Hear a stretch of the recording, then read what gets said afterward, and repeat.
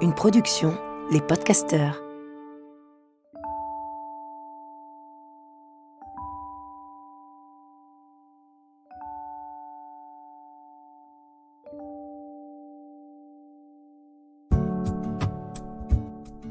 Bonjour, je suis Marie-Robert. Et croyez-moi, j'ai toujours une proposition à vous faire. Et si la philosophie devenait sexy ? Et si elle cessait d'être abstraite pour venir éclairer nos jours, comme nos nuits ? Et si elle quittait l'espace confiné des bibliothèques et qu'elle venait se faufiler dans notre quotidien ? Fini les dissertations et les mauvais souvenirs de terminale. Ici, on change de ton. La philosophie n'est pas une méthode à suivre, elle est un pas de côté. Elle nous permet de prendre du recul sur les gens, les choses, et aussi sur tout ce qui nous submerge. Soudain, par la magie des mots et du raisonnement, on aborde les événements de la vie autrement. Et on parvient même à trouver du confort dans des zones d'inconfort. Bref, on apprend à se faire du bien. C'est pourquoi, durant ces quelques minutes en votre compagnie, je n'ai pas d'autre ambition que d'arrêter les compteurs et de partager une bulle de respiration.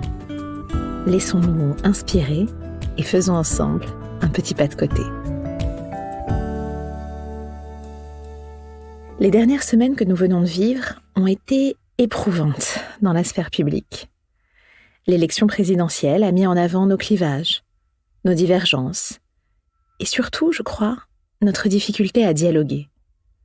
Sur bien des points, nous semblons en panne de ce « en commun » que l'on nomme si joliment le vivre ensemble. Alors quoi ? Faut-il baisser les bras ? Faut-il renoncer à se parler ? Faut-il laisser gronder notre colère et nos déceptions ? Mon métier, de directrice d'école, de professeur, m'impose d'être face à des élèves. Face à de jeunes gens à qui il faut donner des outils d'avenir. Alors, pour tenter d'y voir plus clair dans nos impasses, j'ai décidé aujourd'hui de revenir au cœur des salles. Là où on apprend, ou peut-être là où on apprenait, ce fameux vivre ensemble. J'ai eu envie de revenir à la notion d'éducation, de comprendre ce qu'elle suppose et impose, pour peut-être lui redonner modestement un peu de sa superbe et d'en rappeler les enjeux. Et parce que le thème se caractérise surtout par son amplitude, je vous propose d'en faire une nouvelle série en plusieurs épisodes, et le premier commence aujourd'hui. Alors d'abord, demandons-nous ce qu'éduquer veut dire et comment cela se passait chez les Grecs. La mort du mammouth, l'école en ruine, vos enfants ne sauront pas lire, etc., etc. Qu'on regarde dans la presse ou dans l'édition, depuis des années maintenant, le constat est le même. Et la simple fréquentation de l'actualité permet d'apercevoir à quel point l'éducation est, dans nos sociétés, au cœur des débats, profanes ou savants, aussi incessants que passionnés, et que rien, peut-être, n'est aussi universellement admis qu'il existe une crise de l'éducation. On ne parle pas nécessairement des conditions de pratique des professeurs, mais bien de l'éducation en général, qui serait le symbole de notre défaillance. Alors, qu'est-ce que la philosophie peut dire à ce sujet ? Pour commencer, l'ambition n'est pas de prendre part au débat d'une manière partisane, mais bien de clarifier des concepts. À la question « qu'est-ce qu'éduquer ?», le philosophe André Comte-Sponville répond par ces mots. C'est transformer un petit homme, le même à la naissance, à très peu près que son ancêtre d'il y a 20 000 ans, en être humain civilisé. Cela suppose qu'on lui transmette, dans la mesure du possible, ce que l'humanité a fait de meilleur ou de plus utile, ou qu'elle juge être tel, certains savoirs et savoir-faire, à commencer par la parole, certaines règles, certaines valeurs, certains idéaux, enfin l'accès à certaines œuvres et la capacité d'en jouir. Il n'y a pas de transmission héréditaire des caractères acquis, On est homme ou femme. On devient humain. La liberté n'est pas donnée d'abord. Elle ne va pas sans raison, ni la raison sans apprentissage. On ne naît pas libre, on le devient. Cela ne va pas sans amour dans la famille, mais pas non plus sans contrainte. Et encore moins à l'école, sans travail, sans effort, sans discipline. Le plaisir, on n'en a jamais trop. Mais telle n'est pas la principale fonction de l'école, ni même de la famille. L'éducation est presque toute du côté du principe de réalité. Il s'agit non de remplacer l'effort par le plaisir, mais d'aider l'enfant à trouver du plaisir, peu à peu, dans l'effort, accepté et maîtrisé. Jouer, c'est un plaisir nécessaire, utile, formateur. Mais c'est le travail qui est grand et qui fait grandir. D'ailleurs, les enfants jouent à travailler très tôt, et cela indique assez la direction.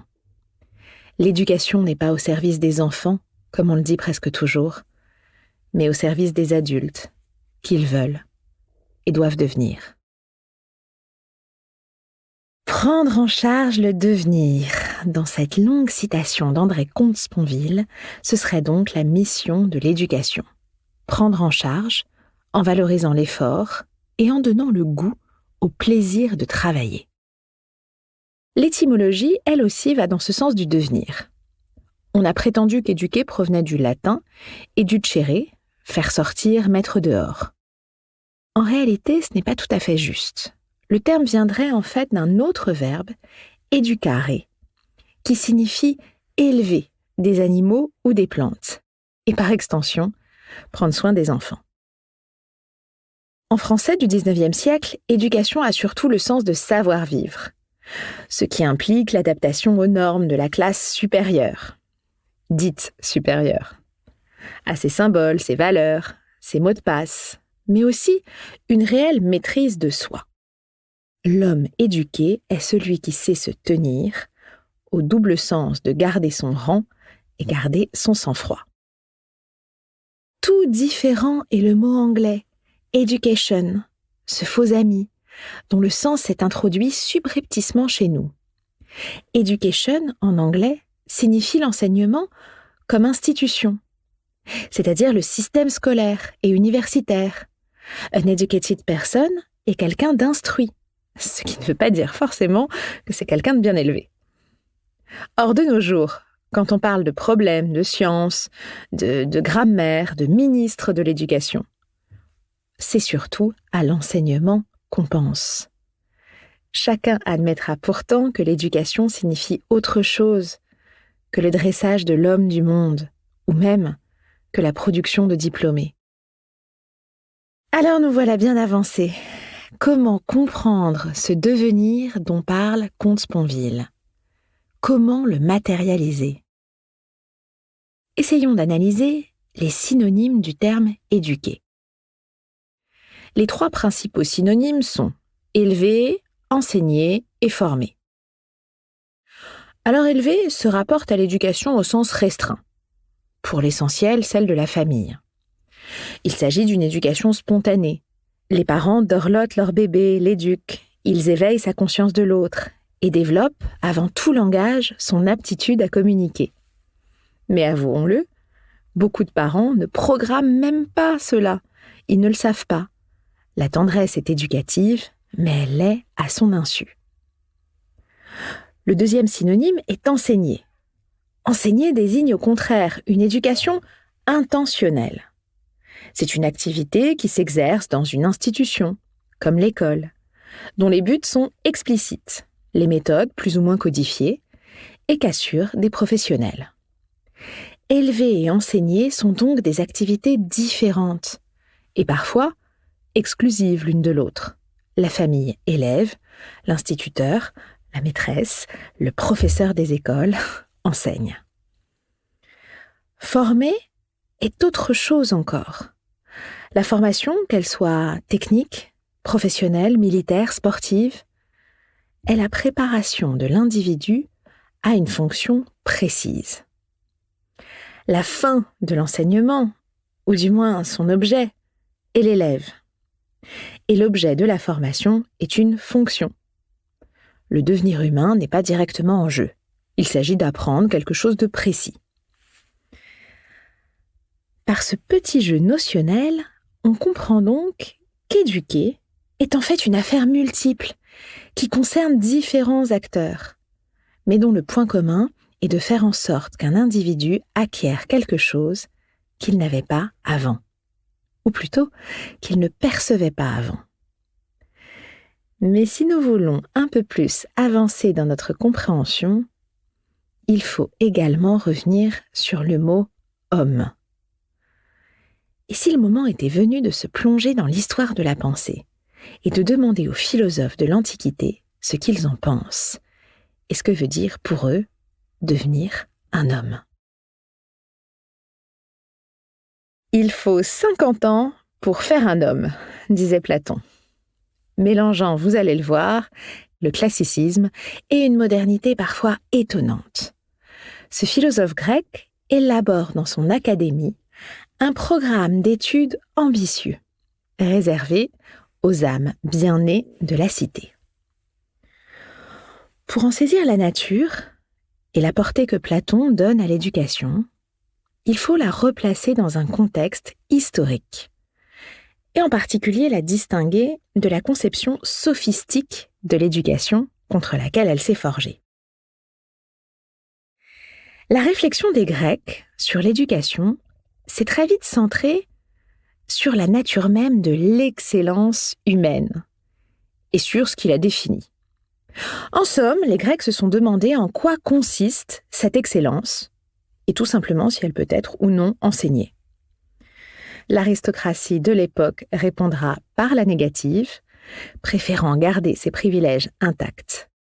Mais au moment où Platon écrit, l'ancien idéal aristocratique est en déclin, tandis que se développe la cité-État, laquelle, dans ses incarnations démocratiques, appelle un profond renouvellement de la problématique des fins et des moyens de l'éducation. S'engage ainsi en Grèce, vers le VIe siècle, un immense débat qui prend notamment la forme d'un questionnement sur l'excellence et la façon dont on peut ou non l'enseigner aux citoyens. C'est donc à Athènes, dans la seconde moitié du Ve siècle avant notre ère, qu'est née ce qu'on appelle aujourd'hui la science de l'éducation. Avant tout pour répondre aux besoins du système politique démocratique de la cité. Car l'enjeu est bien là.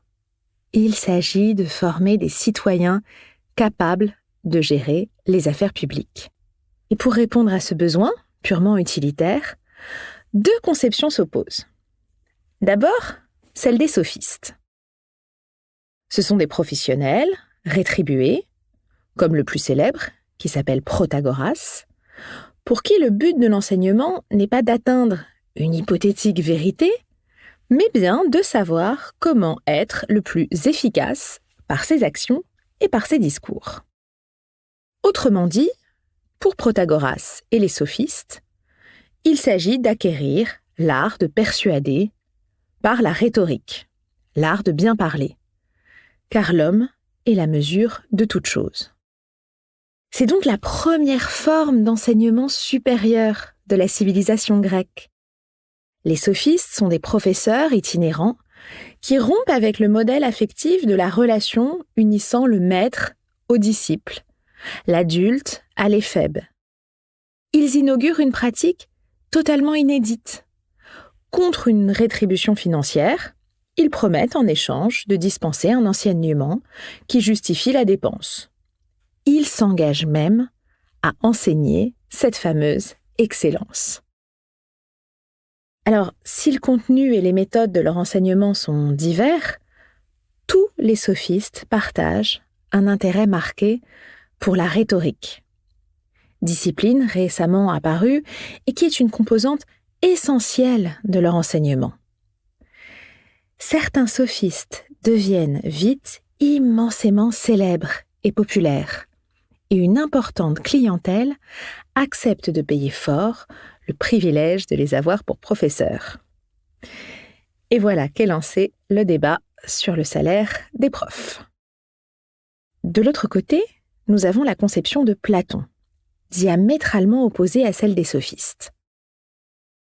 Platon, rappelons-le, est un aristocrate qui, après des expériences politiques plutôt malheureuses, ouvre à Athènes, vers 387, dans le jardin de l'Académie, une sorte d'école supérieure, un centre de recherche où il enseigne tout en composant de nombreux traités sous forme dialoguée. Le plus important d'entre eux, vous le connaissez peut-être, s'appelle la République, dans laquelle il décrit la société idéale et dans laquelle il propose un véritable exposé de son système pédagogique. Dans les lois, il écrit « Ne laissons pas à ce que nous appelons éducation une signification vague ». Donc, contrairement aux sophistes, Platon croit à l'existence de la vérité, réalité transcendante et absolue, qui se situe dans le monde divin des idées. Pour lui, le but de l'éducation est justement de découvrir cette vérité. Elle est indissociable du beau et du bien, et l'enseignement intellectuel est donc inséparable de la morale et de l'esthétique. Il s'agit de former des hommes vertueux, des hommes au raisonnement juste, qui seront des dirigeants philosophes d'une cité idéale. C'est donc un système très très élitiste, qui ne concerne que les meilleurs esprits. L'idéal de Platon, il faut le comprendre, n'a rien de démocratique. Le régime qu'il envisage est une aristocratie dirigée par des gardiens, formés par une très longue ascèse éducative. Son utopie sociopolitique est à bien des égards déconcertante, car elle contient à la fois des idées très modernes et d'autres franchement réactionnaires, qui fourniront des arguments aux pédagogues de tous bords. Ainsi, Platon propose une sélection des esprits bien nés. Il n'exclut nullement les femmes. Il écrit même « Toutes les femmes à qui la nature en aura donné la capacité recevront le même enseignement que les hommes ». Et si on va voir un peu plus concrètement le programme, il faut constater qu'il est immense, voire totalement irréaliste. Passons quelques points clés en revue. Donc pour Platon, dans son programme éducatif, tout commence vers 7 ans, avec l'apprentissage des rudiments. À ce moment-là, le cerveau de l'enfant est encore malléable. Il absorbe toutes les impressions que l'on souhaite y imprimer. Il faut donc en profiter pour lui inculquer de bonnes habitudes et développer harmonieusement l'esprit et le corps, par la musique, par la danse, le chant, la chorale, la gymnastique, sous la direction de moniteurs rémunérés par l'État. Platon ici est très moderne.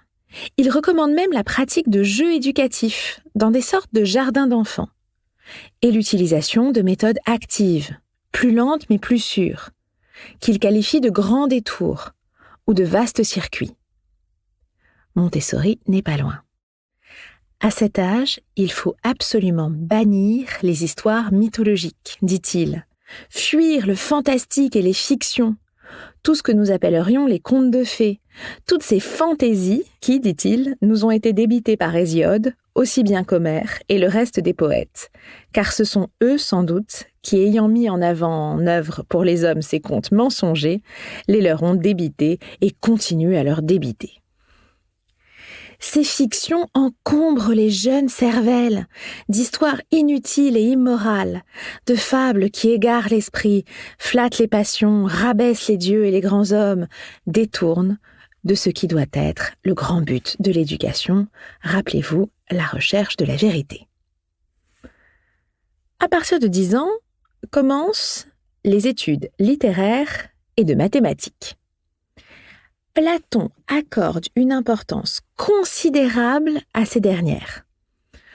En accoutumant l'élève à l'abstraction et à la logique, elles sont une excellente préparation à la spéculation philosophique. Et elles permettent alors de sélectionner les meilleures natures, qui, elles seules, accéderont à l'enseignement de la métaphysique.